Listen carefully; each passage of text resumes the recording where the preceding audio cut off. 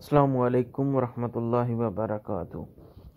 سورۃ الکوثر کا مجرب وظیفہ، یہ وظیفہ صرف 3 دن کرنا ہے۔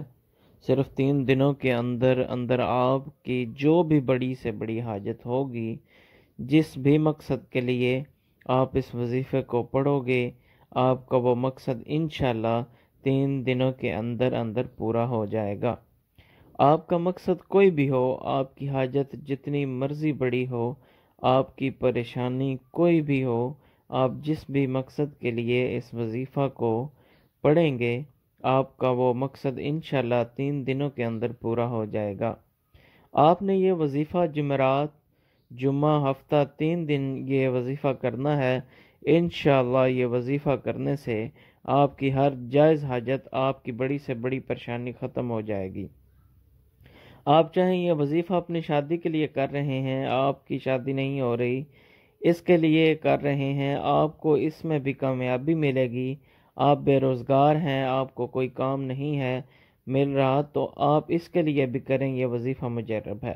آپ کے دشمن ہیں، ان سے چھٹکارا پانے کے لیے آپ یہ وظیفہ کر سکتے ہیں۔ کسی کے دل میں آپ اپنی محبت پیدا کرنا چاہتے ہیں تو اس عمل کے لیے بھی آپ یہ وظیفہ کر سکتے ہیں۔ آپ کی کوئی بھی حاجت ہو، کوئی بھی مقصد ہو، آپ اس وظیفے کے ذریعے اپنا مقصد پورا کر سکتے ہیں۔ آپ نے صرف 3 دن اس وظیفے کو کرنا ہے اور انشاءاللہ 3 دن کے اندر اندر آپ کا ہر مقصد پورا ہو جائے گا۔ اس وظیفہ کو شروع کرنے سے پہلے درود شریف لازم پڑھیں۔ آپ نے وظیفہ کس طرح کرنا ہے؟ آپ نے سورہ کوثر پڑھنی ہے۔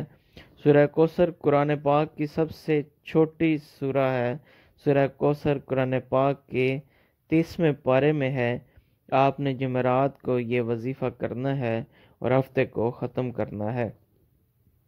جمعرات کے دن آپ نے نماز فجر کے بعد اول آخر درود شریف اور 129 بار سورہ کوثر پڑھ کر پھر نماز عصر پڑھ کر اس وظیفہ کو ایسے کریں، اور اسی طرح ہی آپ نے نماز عشاء کے بعد کرنا ہے۔ اسی طرح روٹین سے آپ یہ وظیفہ 3 دن کریں گے۔ آپ کی کوئی بھی حاجت ہے، کوئی بھی مقصد ہے، اس کو ذہن میں رکھ کے آپ نے یہ وظیفہ کرنا ہے۔